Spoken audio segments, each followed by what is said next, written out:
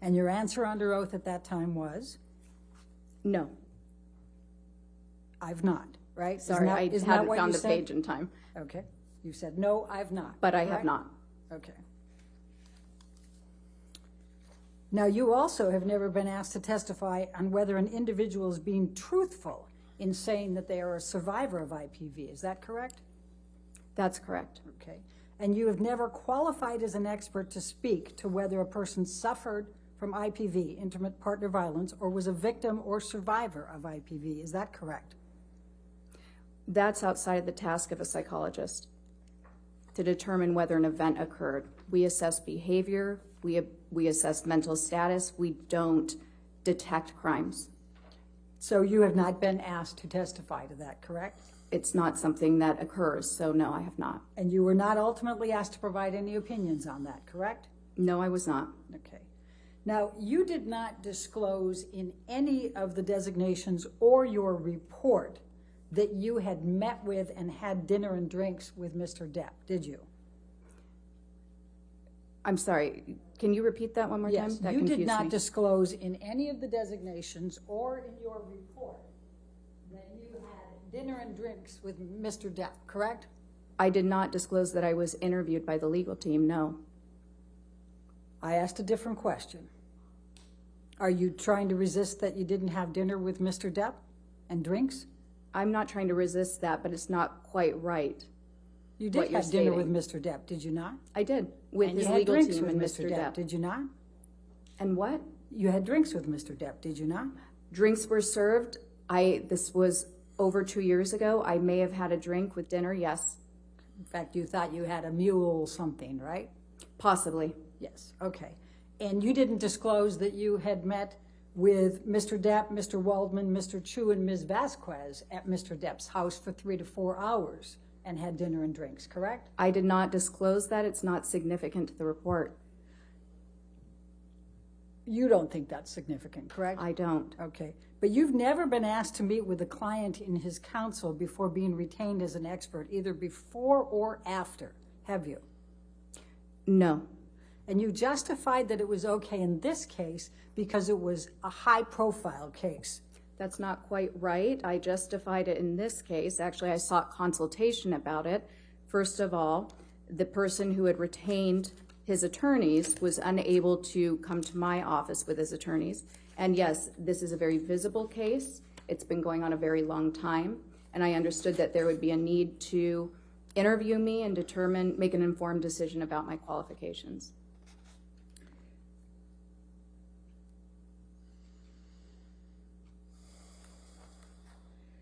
Can you look at page 240, please?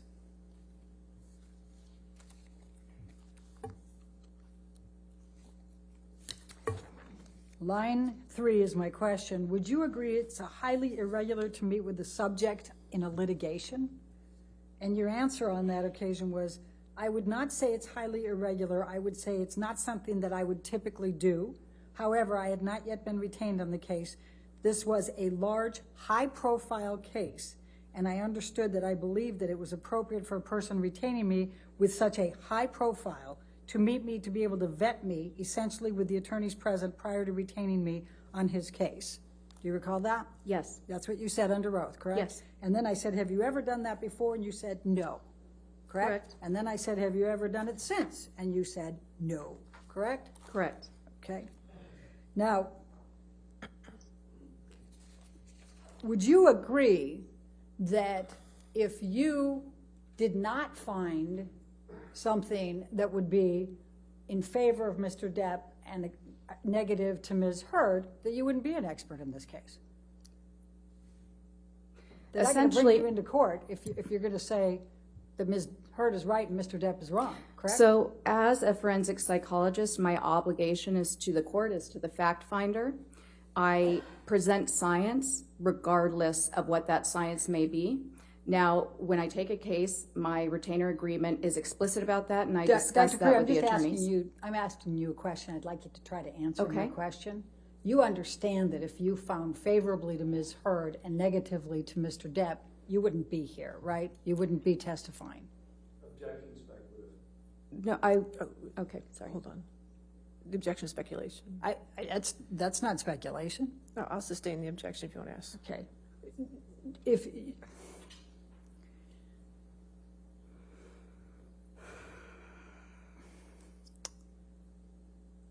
goes to bias, Your Honor.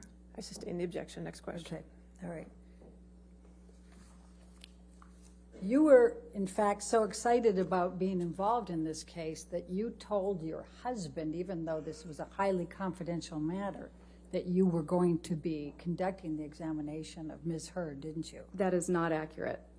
You not only told your husband, but you told Ms. Hurd that you told your husband, correct? Ms. Bredehoff, that is not accurate. What is accurate? You're incorrect. That is not correct. Is your testimony today under oath that you did not tell your husband that you were going to be conducting the examination of Amber? That is my testimony. Okay.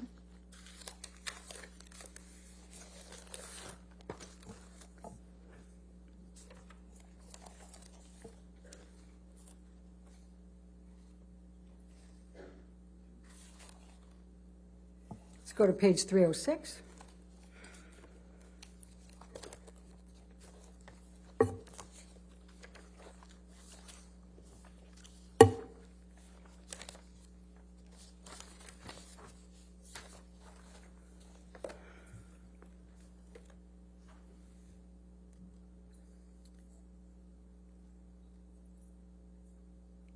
So the question that was asked was because you brought muffins, you said, from your husband, right? You gave those to Ms. Hurd, correct?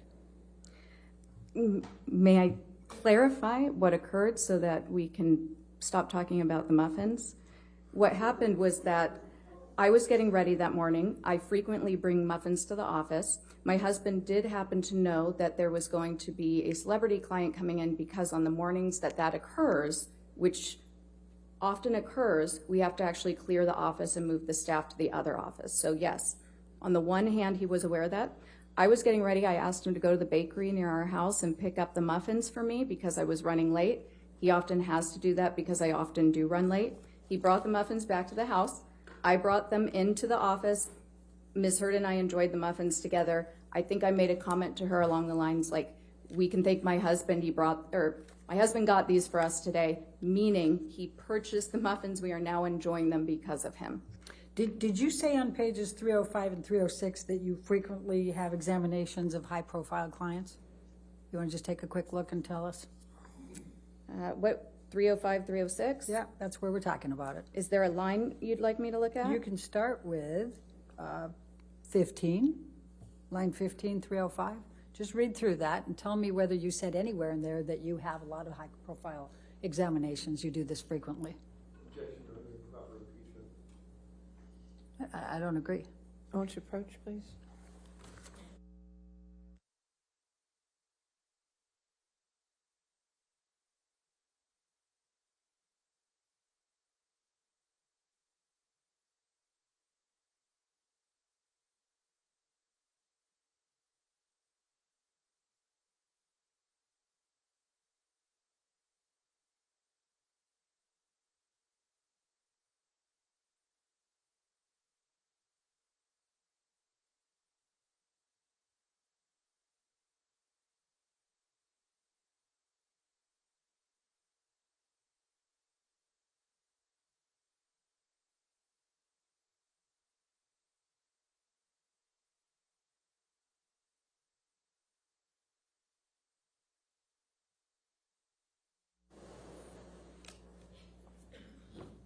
So why did your husband get the muffins for Amber Hurd?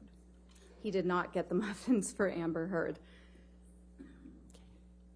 He knew you had a high-profile client, and you were preparing for a very long time, and you asked him to pick up the muffins, correct?